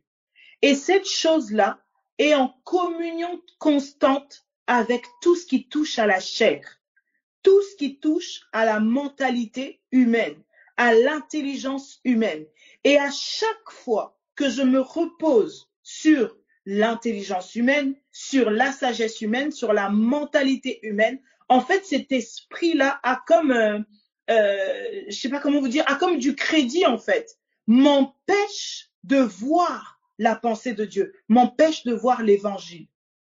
Et donc, l'esprit, il m'emmenait vraiment à cette prière de cœur de Seigneur, que tout voile, en fait, que tout ce qui est charnel en moi n'ait plus de place, afin que mes yeux voient ton évangile, afin que mon cœur, que ton évangile puisse briller, en fait, au travers de mon cœur, que le visage de mon cœur reflète l'évangile, que la gloire permanente soit en fait sur le visage de mon cœur. Qu'aucune pensée charnelle ne vienne en fait comme le voile de l'ennemi pour m'empêcher de voir Christ. Que ce soit dans ma lecture, que ce soit dans les situations que je vis, que je puisse lire, que j'arrive à lire en fait l'évangile dans tout ce que je suis en train de voir, d'observer et de vivre. Et c'est vraiment cette pensée-là que je voulais partager. J'espère que ça a été clair. Donc, il y a comme vraiment cette chose où quelque chose travaille à ce qu'on ne voit pas l'évangile. L'évangile peut être vu dans la souffrance, l'évangile peut être vu dans l'allégresse, dans n'importe quelle situation. Mais il y a un esprit qui travaille à ce qu'on ne puisse pas le voir. Et cet esprit-là est en communion constante avec tout ce qui touche à la chair, tout ce qui touche à la terre, tout ce qui touche à la pensée humaine, à l'intelligence humaine. Et quand je m'arrête sur cette intelligence-là, quand je m'arrête sur ces pensées-là, en fait, je suis en train de le laisser travailler à ce que je ne vois pas Christ. Et donc, mon cœur, en fait, doit toujours se tourner vers cette chose où, Seigneur, je veux voir Jésus. Je veux la pensée de l'esprit. En fait, je veux l'évangile.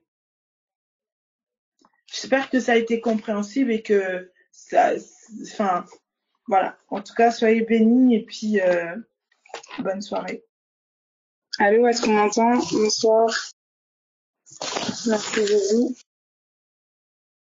Je vais partager une petite pensée qui m'a été mise sur le cœur tout à l'heure. Quand j'ai écouté un petit peu la première, c'est ça qui a partagé sur la pensée de demeurer. Et je pense que on va retomber sur l'évangile. Et j'ai beaucoup cette phrase à cœur en ce moment. C'est ma prière du moment. Que le Seigneur nous ouvre les yeux sur la croix et donc sur son amour. Et du coup, je me disais que en vérité, plus j'avance, plus je me dis que la véritable connaissance de l'évangile, donc de Christ, nous conduira toujours à davantage aimer et à renoncer à nous-mêmes. En fait, pour moi la croix, c'est l'amour de Dieu manifesté, et toujours plus tous les jours, il y a une croix à porter par rapport aux frères et aux sœurs, par rapport à, je sais pas moi, à mes collègues, à ma famille. Et à chaque fois que je vais grandir dans la révélation de l'évangile, en fait, je grandirai dans la révélation de son amour, et donc dans la révélation de la croix, sa mort, son ensevelissement et sa résurrection. Donc Matthieu 12, parce que c'est vrai que il peut y avoir énormément d'enseignements, énormément de choses à apprendre dans les Écritures, etc. Mais une chose est sûre, c'est qu'il nous a été demandé de garder quelque chose et de persévérer dans quelque chose de bien précis, qui est la parole, donc l'Évangile. Je vais d'abord poser cette base-là dans 1 Corinthiens 15. Merci Jésus. 1 Corinthiens 15, verset 1. 1 Corinthiens 15, verset 1.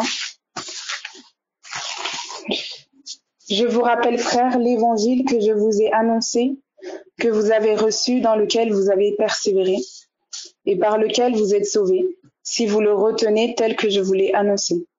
Autrement, vous auriez cru en vain. Si vous le retenez tel que je vous l'ai annoncé, autrement, vous auriez cru en vain.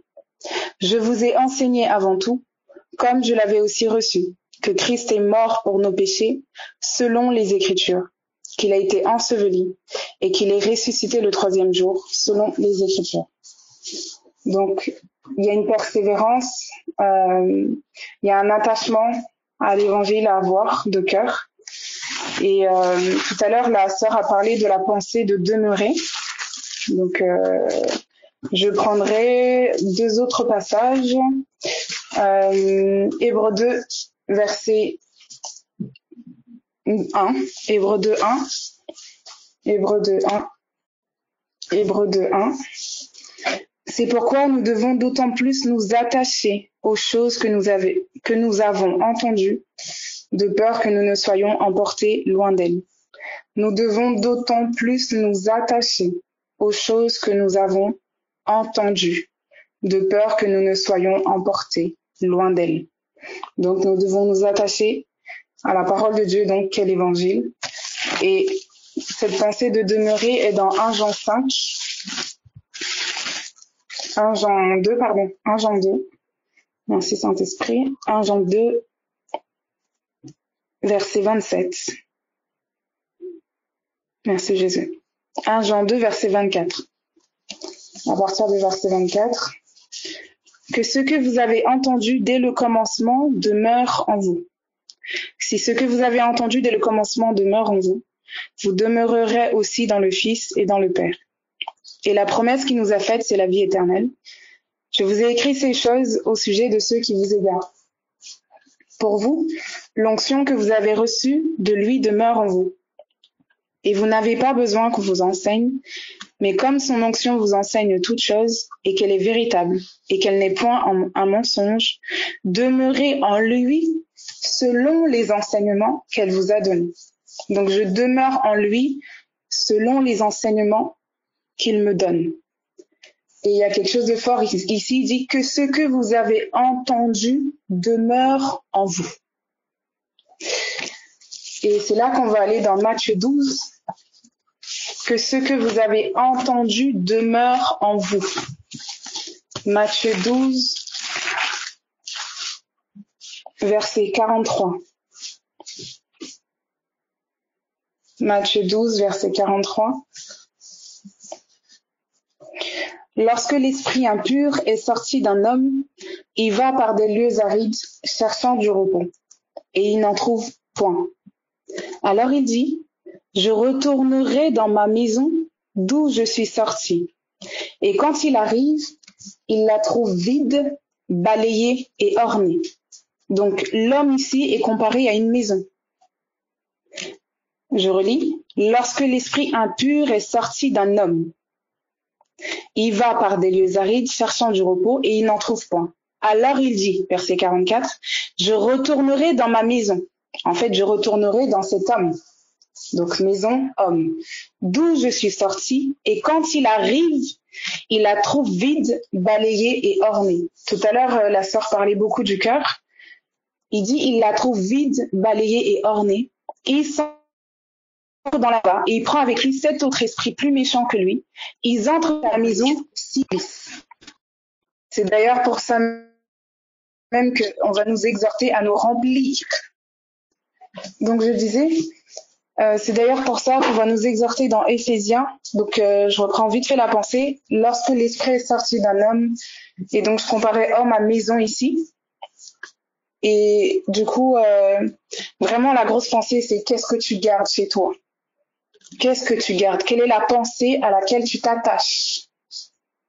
Quelle est la pensée à laquelle tu t'attaches? Il nous a été demandé de nous attacher aux choses que nous avons entendues, de demeurer dans la pensée de l'Évangile.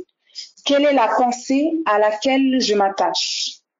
Et il y a des pensées tellement subtiles, des pensées tellement légitimes, des pensées tellement où je me dis, enfin, où je n'ai même pas conscience, dont j'ai même pas la conscience que c'est pas la pensée de Christ. Et je pense que c'est ça que dans 2 Corinthiens 10, il parle des raisonnements, des forteresses qui s'élèvent contre la connaissance de l'Évangile.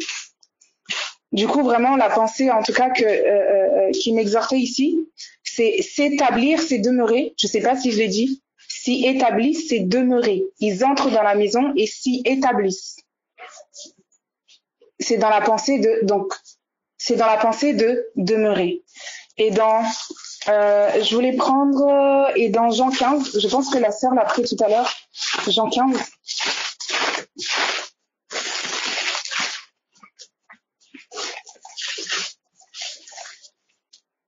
La parole qui s'établit en moi, c'est la parole qui demeure en moi.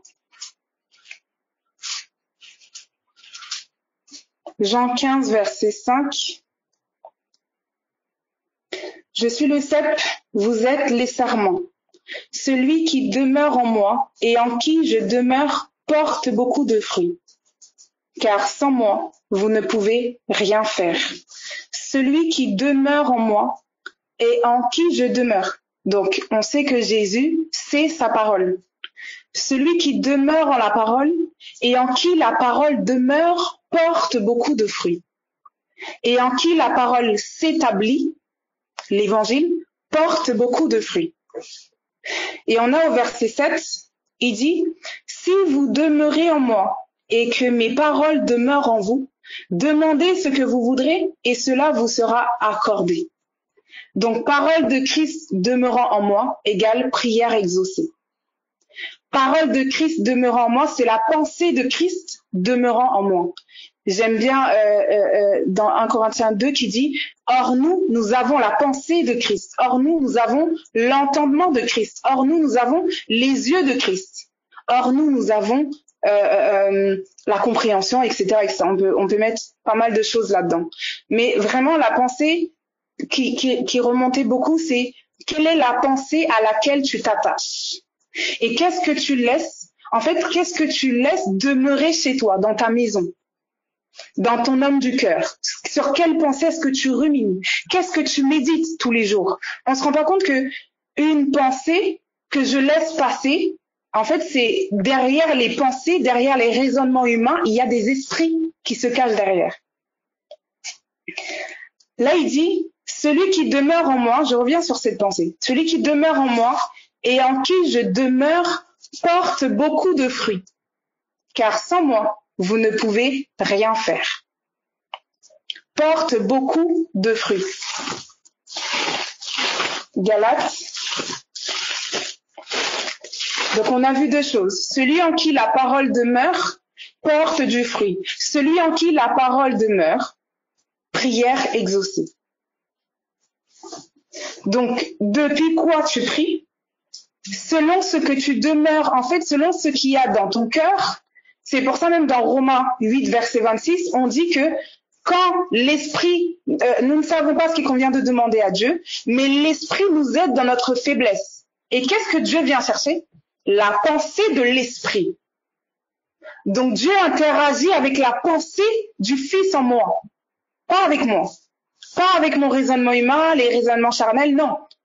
C'est pour ça que des fois il dit, il prie, mais en fait il demande mal, en fait il reçoit pas, parce qu'il prie pas selon la bonne pensée, il s'attache pas à la bonne pensée. Alors quelle est la bonne pensée? C'est la pensée de l'évangile. Un cœur qui s'attache de plus en plus à l'évangile, c'est pour ça même que Jésus, dans Jean 11, on va pas prendre tous les passages, mais je vous donne la pensée.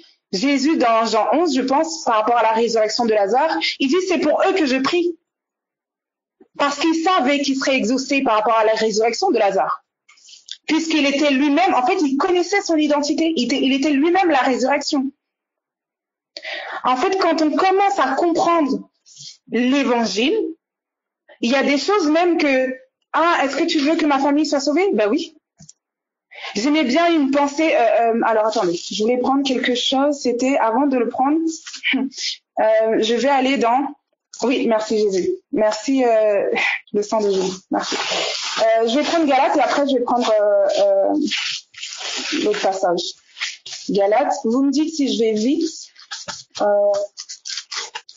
ou s'il y a des incompréhensions ou quoi. Galates, merci Jésus. Okay. Donc Galates, par rapport au fruit, Galates 5, verset 22. Galates 5, verset 22. Mais le fruit de l'esprit, c'est l'amour, la joie, la paix, la patience, la bonté, la bénignité, la fidélité, la douceur, la tempérance. La loi n'est pas contre ces choses. Et verset 24, il dit ceci. Ceux qui sont à Jésus-Christ ont crucifié la chair avec ses passions et ses désirs. Si nous vivons par l'esprit, marchons aussi selon l'esprit. Et j'ai dit dès le début, la pensée en tout cas qui me montait beaucoup, c'est la véritable connaissance, la véritable révélation. Quelqu'un qui grandit de plus en plus dans la révélation de l'évangile. Tu grandis dans la révélation de ta croix à porter et dans la révélation de l'amour de Dieu manifesté en Jésus. Et là, il dit, donc ça veut dire que plus tu prends conscience, plus tu grandis dans la compréhension de l'évangile, plus en fait, c'est le caractère du vieil homme qui passe pour laisser place au caractère de Christ. L'humble de cœur, la patience, la douceur, la tempérance, la fidélité. Mais il n'est pas en train de nous dire de pouvoir produire ça par nous-mêmes. Il dit non, si vous ne demeurez en moi, si mes paroles ne demeurent pas en vous, en fait, ce n'est pas possible de produire cette vie-là. C'est impossible. Mais tout a à voir avec son amour. La croix, c'est l'amour de Dieu. Vraiment, la croix, c'est l'amour de Dieu. Et qu'est-ce qui m'est demandé à moi? C'est qu'en fait, la promesse qui est attendue, c'est que Christ prenne forme en moi. Mais en fait, Christ prend forme comment? En fait, par l'humilité dont je fais preuve avec les autres. En fait, ça commence déjà dans le cœur. La patience. On est tellement des fois impatients. On est dans des petites choses. On se rend pas compte. Mais le Seigneur dit, attache-toi à ma parole. Attache-toi à la pensée de l'évangile. Et tu verras que ces choses-là, en fait, en fait, plus on s'attache à la pensée de l'évangile, plus on laisse Christ vivre. Les hommes n'ont pas besoin de, j'allais dire mon prénom, les hommes n'ont pas besoin de Jacques, de Jean, de Marie-Lise, de je ne sais qui. Les hommes ont besoin de voir Christ. Qu'est-ce qui va faire la différence? Vous reconnaîtrez, on reconnaîtra que vous êtes mes disciples à l'amour que vous avez les uns pour les autres. Donc mes attitudes de jeûne, de prière, tout, en fait, c'est pour que Christ prenne forme. Je voulais prendre. Et ça, c'est tous les jours. Ça, c'est tous les jours. C'est pour ça que j'aime bien dans Corinthiens, quand Paul dit à l'église de Corinthe, c'est une église qui avait des dons de folie. Le témoignage de Christ, on dit, était solidement établi parmi eux. La connaissance, la parole, le témoignage de Christ ayant été solidement établi parmi vous. Mais il leur dit, je ne veux rien savoir d'autre que Jésus-Christ et Jésus-Christ crucifié. Il savait pourquoi il disait ça. Je ne veux rien savoir d'autre que Christ et Christ crucifié. Parce que le Christ crucifié, moi, mourant, c'est pour ça qu'il dit la mort agit en moi, la vie agit dans les autres. Moi portant ma croix, c'est les hommes, en fait, c'est la vie de Christ qui est davantage produite. Moi portant 2 Corinthiens 1, verset 20. Merci Jésus. Merci Saint-Esprit. Car le Fils de Dieu, Jésus-Christ, qui a été prêché par nous au milieu de vous, par moi et par Sylvain et par Timothée, n'a pas été oui et non, mais c'est oui qui a été en lui. Car pour ce qui concerne toutes les promesses de Dieu, c'est en lui qu'est le oui, c'est pourquoi encore l'amen par lui est prononcé par nous à la gloire de Dieu. Et donc ça dit, mais c'est oui qui a été en lui, car pour ce qui concerne toutes les promesses de Dieu, c'est en lui qu'est le oui. Donc on a vu la parole de Dieu, la pensée de l'évangile à laquelle je m'attache, va faire en sorte que je vais porter du fruit. Donc ça rejoint un peu la pensée, celui qui me mange vivra par moi. Et la deuxième chose qu'on a vue, c'est que la pensée de l'évangile à laquelle je m'attache va faire en sorte que mes prières sont exaucées. Et il dit, verset 20, toutes les promesses de Dieu, c'est en lui qu'est le oui. Je rajouterai un autre passage pour mieux expliquer la pensée. C'est dans Jacques.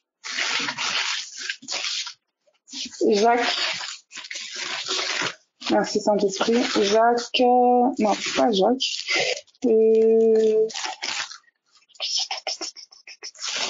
Non, 1 Jean 5, je suis désolée. 1 Jean 5, verset 14.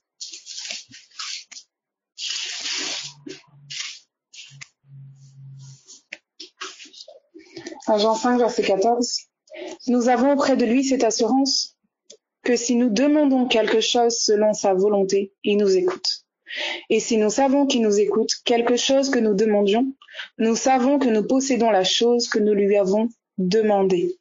Nous savons qu'il nous écoute, et si nous savons qu'il nous écoute, quelque chose que nous demandons, nous savons que nous possédons la chose que nous lui avons demandée. Et il y a une condition ici, si nous demandons quelque chose selon sa volonté.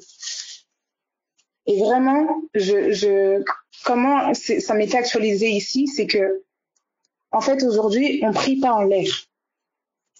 On prie sur base de l'évangile.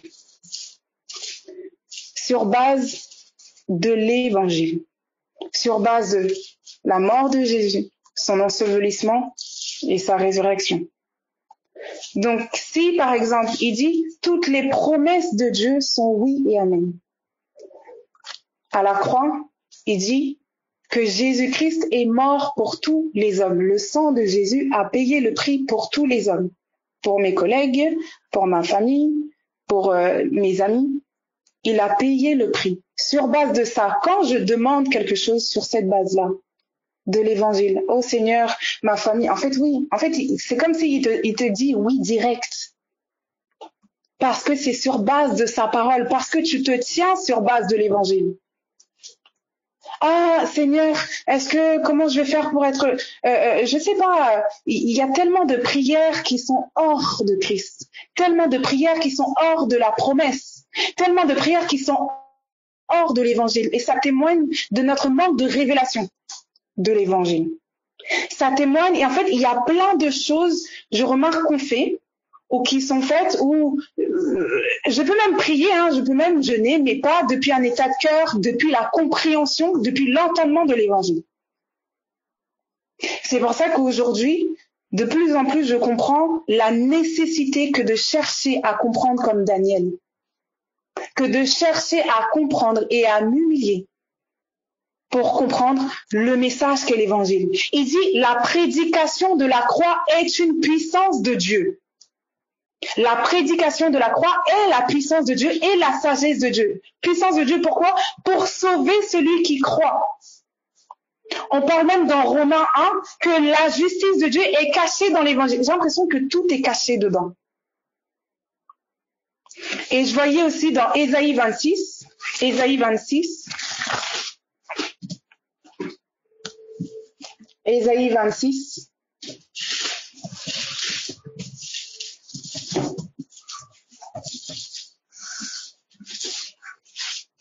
c'est comme si plus ma compréhension de l'évangile augmente, plus ma voix, en fait, plus je me fais entendre en haut.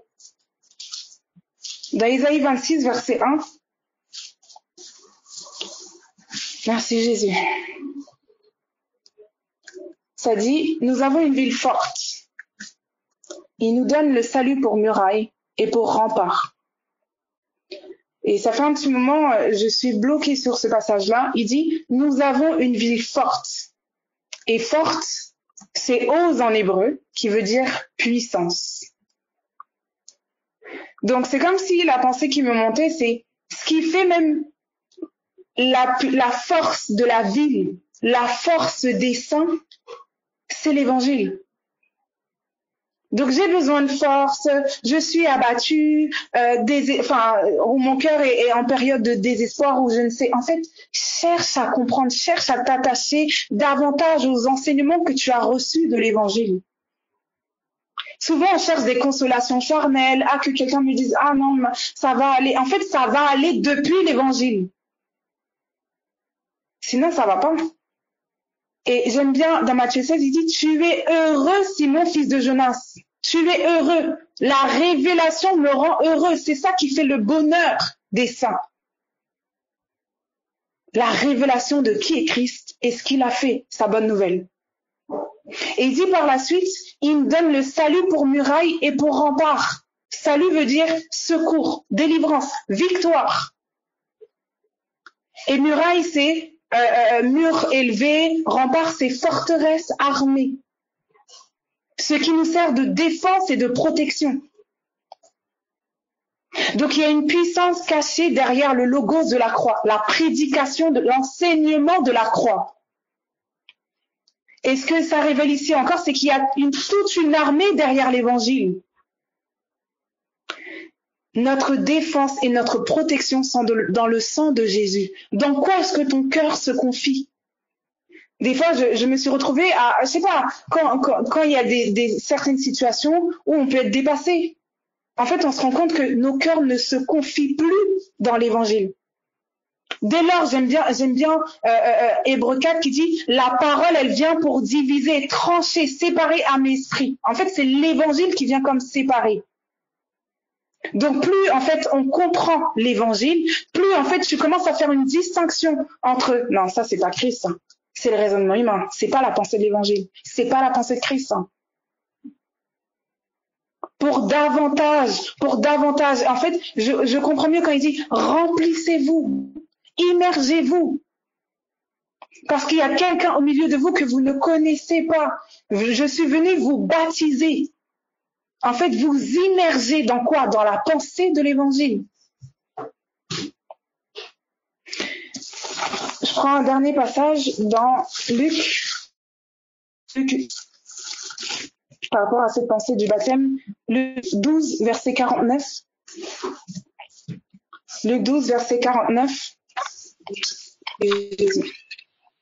Luc 12, verset 49. Je suis venu jeter un feu sur la terre, et qui va désirer, s'il est déjà allumé? Il est un baptême dont je dois être baptisé, et combien il me tarde qu'il soit accompli. Il y a un baptême dont je dois être baptisé, et combien il me tarde qu'il soit accompli. Et il dit dans Romains 6, le baptême en sa mort. Donc la croix est comparée aussi à un baptême. Donc en fait, plus l'esprit m'immerge dans les eaux de la parole, plus il m'immerge en fait dans les eaux, en fait c'est dans la pensée de l'évangile. Et ce qui va m'amener naturellement à vivre l'évangile. Parce qu'il y a le fait d'avoir la connaissance, mais cette connaissance que je suis en train d'ingurgiter, cette évidence qu'il est en train d'installer en moi, il va m'amener à le vivre. Celui qui me mange vivra par moi. Il y a une vie derrière l'évangile. Et cette vie, c'est l'amour.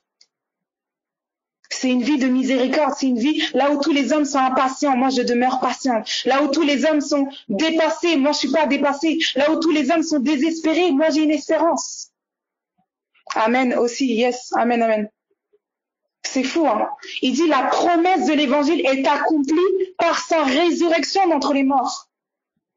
Si Christ n'est pas ressuscité, notre foi est vaine. C'est un package. Mort, ensevelissement, résurrection. Et nous avons une espérance vivante. Même si on me baptise et que, je sais pas moi, je vis la croix à une certaine mesure, quelle que soit la sorte de croix que je vis, j'ai une espérance de résurrection. J'ai une espérance de résurrection. Et mes yeux ne sont pas sur la mort, mais sur la naissance. Il avait en vue la joie qui lui était réservée. Il avait en vue la joie. Ses yeux n'étaient pas sur ce qu'il allait vivre, mais plutôt sur la gloire qui se cachait derrière la croix. Donc vraiment, c'était beaucoup de cette pensée-là. Après, on pourra aller loin sur la prière. Que le parler en langue aussi, ça fait partie aussi du baptême. Quand je prie, le Seigneur aussi m'immerge. Quand je parle la parole, c'est un moyen aussi d'immersion. Quand je chante, c'est aussi l'immersion. Il va donner méditer dans mon cœur, le fait de ruminer sa pensée dans mon cœur, garder sa pensée sur mes lèvres. En fait, je suis en train d'être immergée pour que mes entrailles soient persuadées. C'est ça en fait, c'est la foi. Le fameux combat de la foi, où Paul va dire « J'ai achevé la course et j'ai combattu le bon combat de la foi ». En fait, je me suis attachée à la pensée de l'évangile, quoi qu'il m'en coûte, quoi que je ressente, quoi que je vois, quelles que soient les situations. Je m'attacherai à la pensée de l'évangile. Voilà mon combat de la foi. J'aime bien Paul qui dit dans 2 Corinthiens 4, verset 7, 2 Corinthiens 4, verset 7.